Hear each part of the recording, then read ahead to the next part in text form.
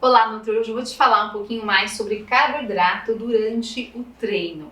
Então veja que nós temos algumas diferenças que são prescritas de acordo com a duração do treino. Ou seja, quando o paciente faz endurance, que normalmente é corrida, uma bike, por exemplo, nós temos algumas recomendações se o exercício tem uma duração de 1 hora a 2 horas e meia, a indicação é de 30 a 60 gramas de carboidrato por hora. E isso pode ser muita coisa, vários tipos de carboidratos, e a gente vai falar um pouquinho sobre eles aqui. Então olha só, um gel de carboidrato normalmente tem numa unidade 25 gramas de carboidrato.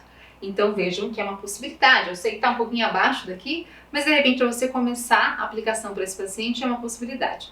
Veja que nós temos uma faixa de 30 a 60 gramas. Alguns pacientes toleram uma quantidade maior e outros menor. Cuidado, começa por baixo.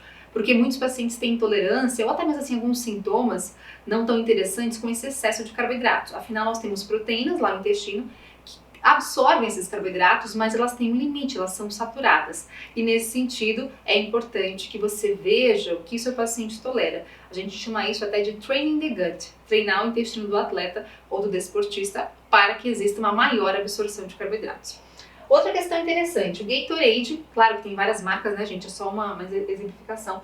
500 ml tem aqui uma quantidade de 30 gramas de carboidrato, então de repente uma possibilidade.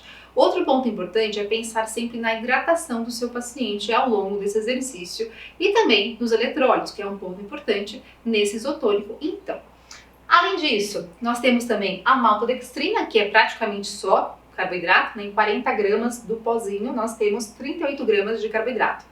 Lembrando que você pode usar alimentos sólidos ou líquidos e você também pode colocar cápsulas de sal caso o seu paciente necessite de reposição de eletrólitos, também é uma outra possibilidade. Mas pensando em carboidratos, nós estamos aqui então falando de uma bananinha, aquela bananinha, sabe? Paraibuna, por exemplo, nós temos uma unidade, 16 gramas de carboidrato. De repente você pode colocar 2 para o seu paciente. E também muito famoso, nem todo paciente tolera, até porque tem um pouco mais de lactose, né? É aquele doce de leite, especialmente aqueles em tablete, que é mais fácil para levar. Então um tabletinho tem uma unidade, né? São 22 gramas de carboidratos. Então você pode pensar nessas estratégias, são alguns exemplos, para o seu paciente que faz o exercício até 2 horas e meia.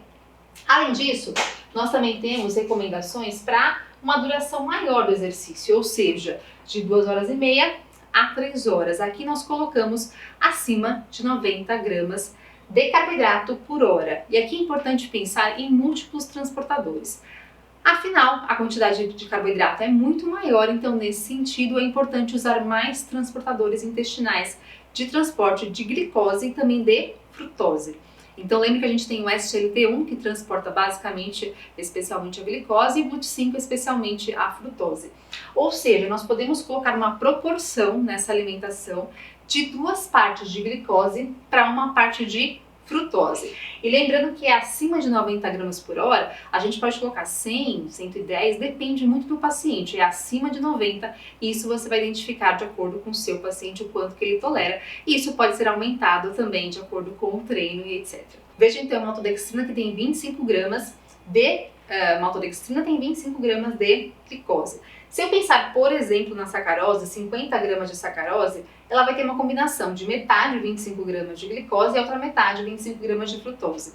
Então, se eu combinar maltodextrina com sacarose nessa proporção, eu terei 50 gramas de glicose e 25 gramas de frutose, basicamente, que seria uma proporção de 2 para 1, que é uma possibilidade. Claro que você pode pensar em adicionar outros componentes, como o mel. O mel tem sacarose, glicose, frutose e também repositores hidroeletrolíticos, isotônicos, que também apresentam sacarose e também maltodextrina, que tem glicose na sua composição. Então, ou seja, várias estratégias para que você possa aplicar no seu paciente, que é um desportista ou um atleta, e especialmente para aqueles que são de endurance, para que exista melhor desempenho esportivo intra-treino.